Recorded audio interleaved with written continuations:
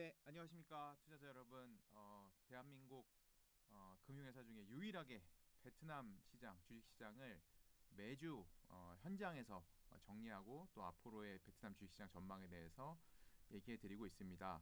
오늘도 그 한국투자신탁운용 베트남 법인을 연결해서 저희 이준상 본부장님을 모시고 베트남 주식시장에 대한 얘기를 들어보도록 하겠습니다. 이준상 본부장님. 예, 안녕하세요. 베트남 이준상입니다. 네, 오늘 아침은 저는 굉장히 지금 어리둥절한 상황이에요. 그 주말에는 제가 출근을 이걸 어떡하지? 이빨을 꽉 물고 출근을 했거든요. 그 SVB, 실리콘밸리 뱅크 예, 때문에 이게 어쩌나 증시가 좀 많이 빠지겠는데 생각을 했는데 지금 미국 선물은 급등하고 있습니다. 지금 현재 시각 예, 일부 이 방송 보시는 분들이 이거 뭐 사전에 녹화한 거냐 물어보시는데 현재는 3월 13일 오후 1시 30분 한국 시간으로 이게 생방송으로 전해드리고 있습니다. 근데 지금 미국 선물은 급등하고 있고 국내 코스피도 그렇게 나쁘지 않은 모습이거든요. 근데 제가 알기로는 베트남 주식시장하고 미국 주식시장은 그렇게 상관관계가 높진 않은 걸로 저는 그렇게 이해를 하고 있는데 또 지난주엔 또 베트남 주식시장은 또 좋은 흐름을 이었던 것 같고요. 그래서 일단 첫 번째 질문, 이제 뭐 지금 있든 뭐 SVB나 이런 얘기는 빼고 지난주 한 주 동안에 베트남 주식시장 양호했던 베트남 주식시장을 좀 정리해 주실 수 있으실까요? 예, 저 화면 준비된 화면 좀 말씀을 같이 보여드리면서 같이 좀 설명을 드리도록 하겠습니다. 네, 보셨다시피 지난주 베트남 증시는 3주 만에 상승 전환했습니다. 그런 측면에서 의미를 좀 찾아볼 수 있는데요. 숫자로 좀 말씀드리면 주간으로 2.76% 상승률을 기록하면서 지수 1050선을 다시 회복했습니다. 네, 베트남 주시장을 지배했던 네 가지 원동력을 좀 찾아볼 수 있었는데요.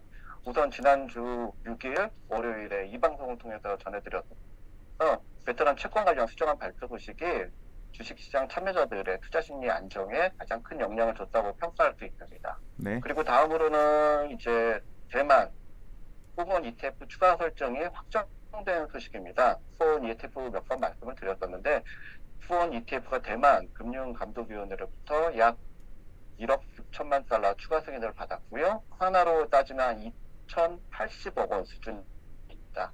그 후원 ETF 펀드는 대만 금융감독위원회로부터 승인을 받고 나서 추가로 대만 중앙은행으로부터 승인을 거쳐야 되는데 약 1시간 전에 대만 중앙은행으로부터 승인을 받았다는 소식입니다. 그리고 진행 스케줄을 빗대어서 전망한다면 내일 모레인 15일 수요일 정도에 투자금에 관련된 룸이 오픈될 것으로 전망합니다.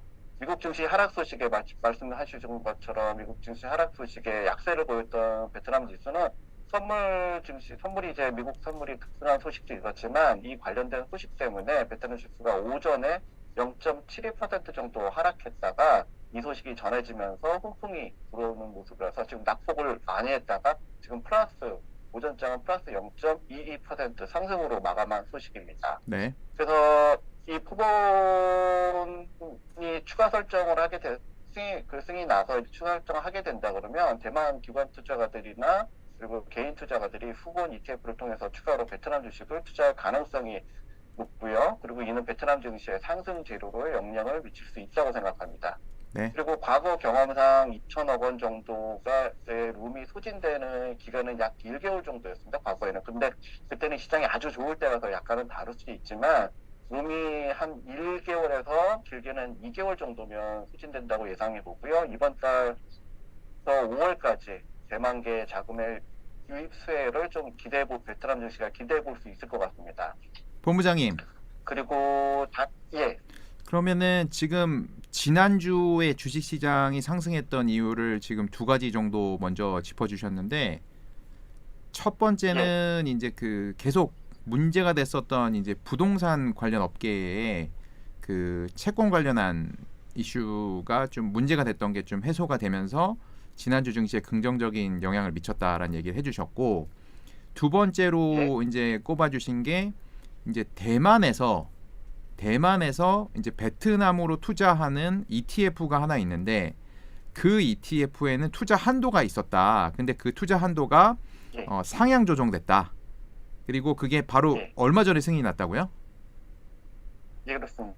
승인이 지난주에 났고 오늘 중앙은행부터도 최종 승인이 났습니다. 아, 그러면 오늘 제가 듣기로 바로 직전 오늘 오전인 것 같은데 한국 시간으로요. 근데 예. 그 지난 주말과 지난주 내내는 이게 될 거라는 소식으로 좀 주식시에 긍정적인 영향을 미쳤고 지금 오늘까지 해서 이제 그 상향 조정돼서 대만 투자자들이 베트남에 조금 더 적극적으로 투자할 수 있게 됐고 지금 약 2천억 원의 규모의 자금이 베트남으로 이제 대만 투자자분들이 갖고 있는 돈이겠죠.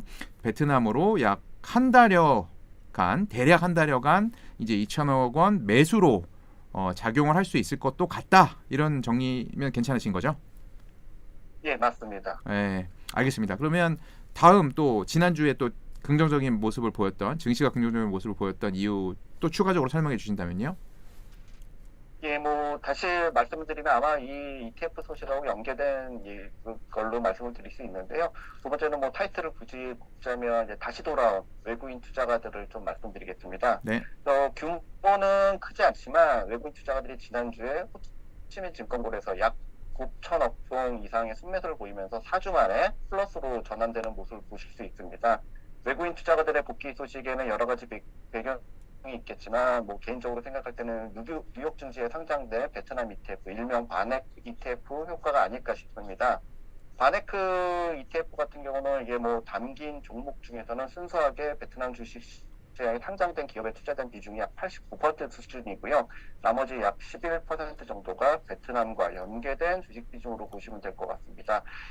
그 시청자분들께서 이야기 쉽게 좀 부연 설명을 드리자면 우리나라 이제 한세 기업 정도를 예를 들 수 있을 것 같습니다. 한세 기업의 베트남 활동은 아주 큰 편이고 한세 기업 베트남 법인의 공장의 매출 역시 큰 규모를 자랑하고 있습니다. 하지만 한세실업은 베트남 주식시장에 상장되어 있지 않고 시청자분들도 잘 아시는 바와 같이 우리나라 한국 주식시장에 상장되어 있습니다. 이에 베트남 상장 주식을 사는 것이 아닌 베트남 이외 국가에 상장된 베트남과 밀착되어 있는 한세실업과 같은 주식을 하는 그 바넥스 ETF가 사는 것으로 이해하시면 될 것 같습니다. 그런데 이 바넥스 ETF가 베트남 내 상장된 주식으로 펀드 포트폴리오를 100% 구성했다고 발표했습니다. 한마디로 이제 역외 시장에서 상장된 베트남 관련 주식들은 다 매도를 하고 이제 역내 베트남 주식 시장에서 직접 주식을 산다고 말씀드릴 수 있을 것 같고요. 이와 관련된 리밸런싱, 다시 말씀드려서 주식을 해외 거를 좀 팔고 베트남 주식으로 다시 사는 이 리밸런싱을 지난주부터 시작한 것으로 시장에서는 알려지고 있습니다. 그래서 전체 규모는 하나로 약 700억 원 정도 수준으로 평가하고 있고요.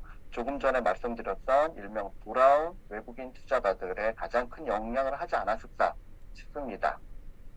네. 그리고 이거와 덧붙여서 이제 선물 시장 관련돼서 좀 말씀을 드릴게요. 이제 선물 시장 같은 경우가 이제 콘탱고로 돌아섰다라고 좀 말씀을 드릴 수 있는데 베트남 선물 시장은 2017년도에 처음 개장했습니다. 우리나라의 파생 상품을 조금 투자해 보시고 경험해 보신 분들은 이해가 안 되실 수 있는 모습 중에 하나가 일별 마감 기준으로 해가지고 우리나라 같은 경우 이제 콘탱고가 좀 많은 편인데 베트남은 백오데이션이 콘탱고보다 훨씬 많습니다. 그래서 우리나라의 일반적인 뭐 선선물 간의 베이시스가 콘탱고를 유지하는 부분이 좀 일반적인데요. 제가 계산을 해보니까 그 개장 이후로 2017년도 개장 이후로 베트남의 이제 영업일수가 1314일 정도였었는데 이 중에서 백오데이션이 824일이었고 그리고 이를 비율로 따지면 62.7%가 계속 백오데이션을 보이는 날이었습니다.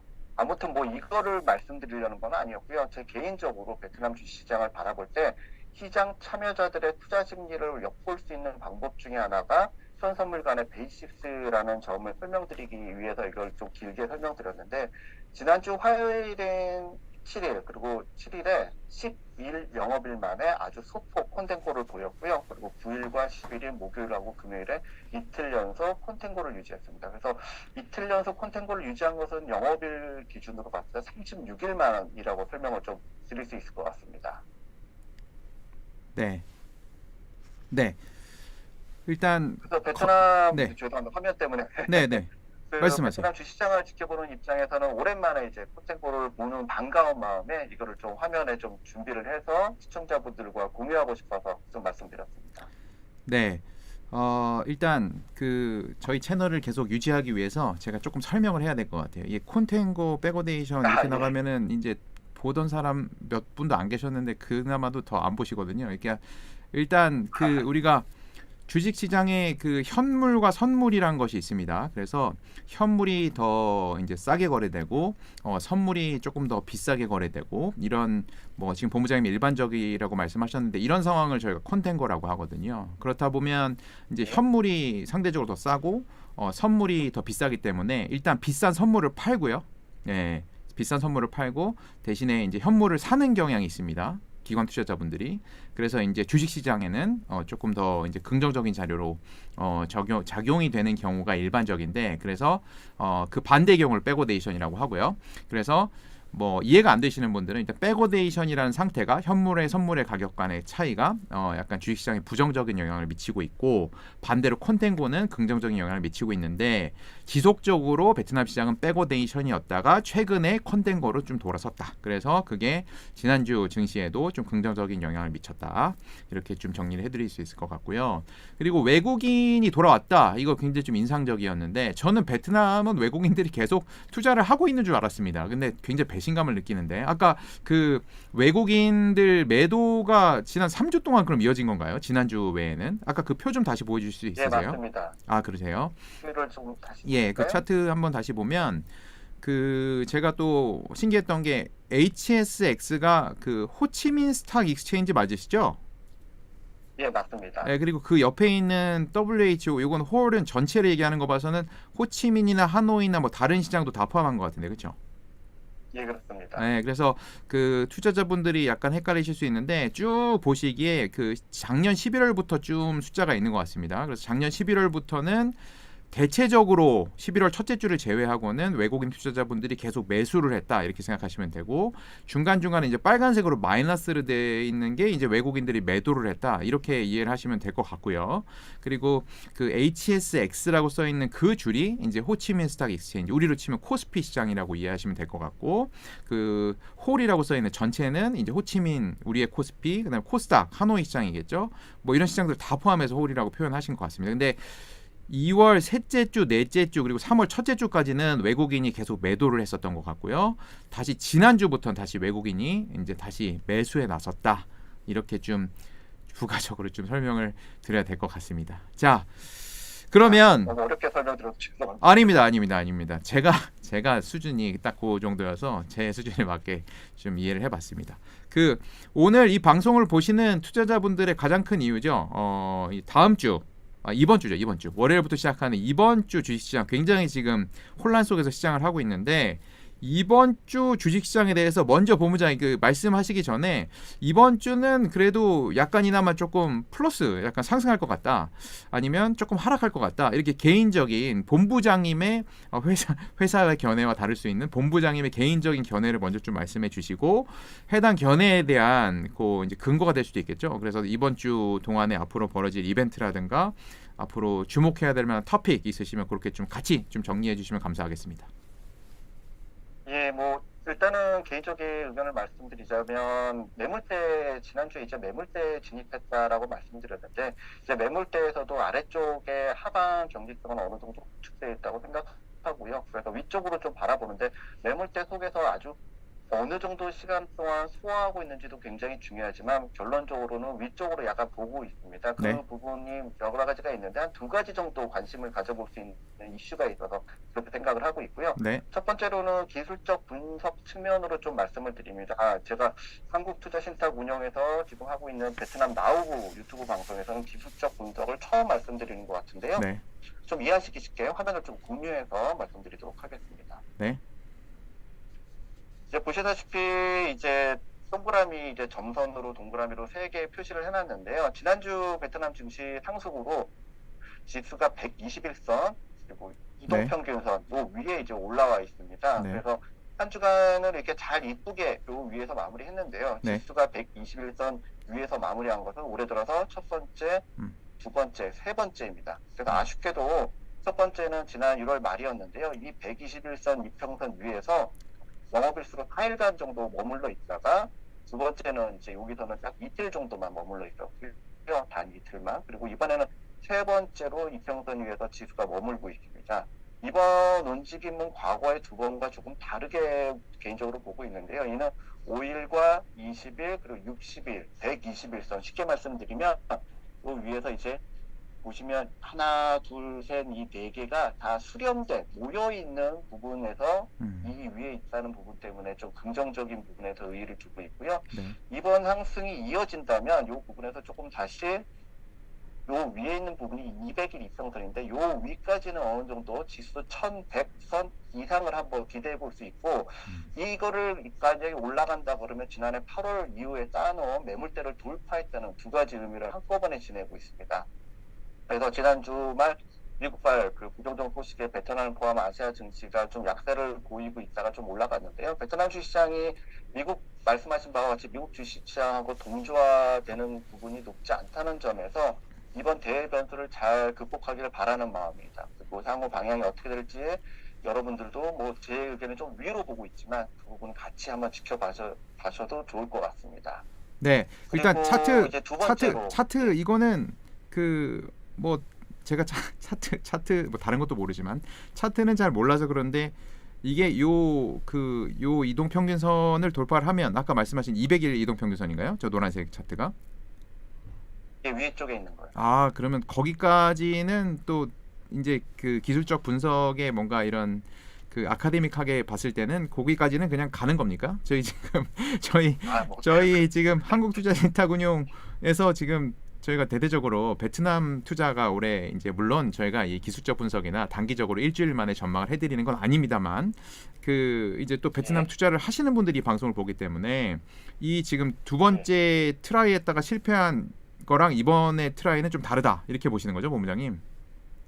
예, 그렇습니다. 왜냐하면 그 동의하실지 못하시는 분들도 있겠는데 저는 이 이동평균선의 수렴을 되게 중요하게 보고 있고요. 아, 네. 이 수렴된 이후로 이 위에서 며칠을 머무느냐가 또 일단 두 번째로 중요할 것 같아요. 그래서 예전에 어렵습니다. 4일, 이틀, 지금 이틀 얘기하고 있는데 오늘까지 네. 3일이 되겠죠. 그래서 네. 이 부분이 좀 4일 정도 이상이 있으면 요까지는 한번 올라가는 걸 한번 기대해 볼 수 있겠다라고 설명드립니다. 아, 에너지를 응축하는 기간이 좀 있어야 된다. 뭐 이렇게 제가 나름대로 해석해 보고요. 그럼 다음 또 토픽 뭐가 있을까요? 네. 네, 다음은 일정을 좀 말씀을 드리도록 할게요. 이 부분인데요. 그 이번 주 목요일인 16일이 선물 만기일입니다. 그리고 현재 거래량이 크지 않고 베이식이 좀 많이 좁혀졌다는 점에서 아마 이번 주 목요일 선물 만기일은 큰 변동이 없을 것으로 개인적으로 전망하고 있고요. 네. 만기일 이슈보다는 더 관심을 가져야 될 이슈가 이번 주 금요일 파란색 선을 표시해놓은 이번 주 금요일 날 17일 주요 외국계 ETF들의 리밸런싱이 마무리되는 날입니다. 그래서 네. 그 종가 같은데 동시효과 때 되게 물량들이 많이 쌓이는 모습을 볼 수 있을 겁니다. 그래서 네. 지금 보시는 화면은 이제 베트남 현지 증권사인 호치민증권사에서 네. 이번에 예상한 주요 3개 ETF의 리밸런싱 예상 종목과 수량입니다. 네. 잘 보이실지 모르겠지만 아예 절대적으로 매수가 이번 주에 좀 많아가지고 시장에서 긍정적으로 바라보는 두 번째 이유고요. 그리고 보시다시피 이제 펀드의 첫 번째가 아까 말씀드렸던 이제 마네크 ETF고요. 6천억 원 규모 정도의 수준이고요. 두 번째가 이제 FTS 베트남 ETF로 우리나라 돈으로 약 4천억 원 수준입니다. 그리고 오늘 마지막으로 이제 후본, 방송 초반에도 말씀드렸던 후본이 약 1조 원 정도의 ETF 규모입니다. 이 세 개 합쳐서 하나로 약 2조 원 정도가 넘는 규모에다가 반에크 ETF의 추가적인 아까 11%가 돌아온다고 말씀드렸었는데 네. 이 물량까지 더해질 수 있어서 시장 변동성이 위쪽으로 좀 더 크다고 예상하고 있습니다. 그리고 대외 변수로 뭐 여러 가지 어려운 상황이 있지만 이렇게 말씀드렸다시피 기술적 측면이나 ETF의 리밸런싱이 매수 중심으로 가고 있다. 이 두 가지를 긍정적인 요소로 좀 판단하면서 한 주를 좀 베트남 증시가 잘 버티고 1100까지 잘 올라가기를 바라면서 이 전망을 좀 마무리해 보겠습니다. 네. 일단 뭐 제가 뭐 잘 무식해서 기억은 안 납니다만 이제 기술적 분석은 아직 사실 납득이 안 됐고요. 저는 그냥 그림 차트상 올라갈 가능성이 있다. 이렇게 조금 근거가 조금 약했다면 두 번째 말씀해 주신 거는 조금 더 좀 믿음이 갑니다. 지금 그 베트남 주식시장에 투자하고 있는 해외에 상장돼 있는 베넥은 미국에 상장된 ETF라고 저는 알고 있고요. 맞습니다. 네, 그리고 또 이제 푸보는 앞서 말씀드린 대로 대만에 상장된 ETF인데 이제 해외 투자자분들이 예. 베트남 주식시장에 투자하는 투자의 창이 되겠죠. 그 ETF에서 이번 주 금요일까지 이제 리밸런싱 이제 어떤 건 주식을 사고 어떤 걸 팔아야 되는데 지금으로서는 베트남 주식을 신규로 순매수 그러니까 더 사게 되는 규모가 더 많다. 그래서 이번 주에 이제 베트남 증시의 이제 수급 상황에서는 수요가 더 많은 상황이기 때문에 아무래도 좀 상방으로 좀 보는 것이 합리적인 예측이 아닐까 이렇게 정리를 제가 마음대로 해버렸습니다. 네, 네. 이번 주도 또 출연해 주시고 이렇게 전망해 주셔서 감사드리고요. 또 건강하게 또 한 주 보내시고 다음 주 월요일에 뵙겠습니다. 오늘도 감사드립니다, 본부장님. 네, 고맙습니다. 네, 저도 여기서 인사드리겠습니다. 투자자 여러분, 또 시청자 여러분 고맙습니다.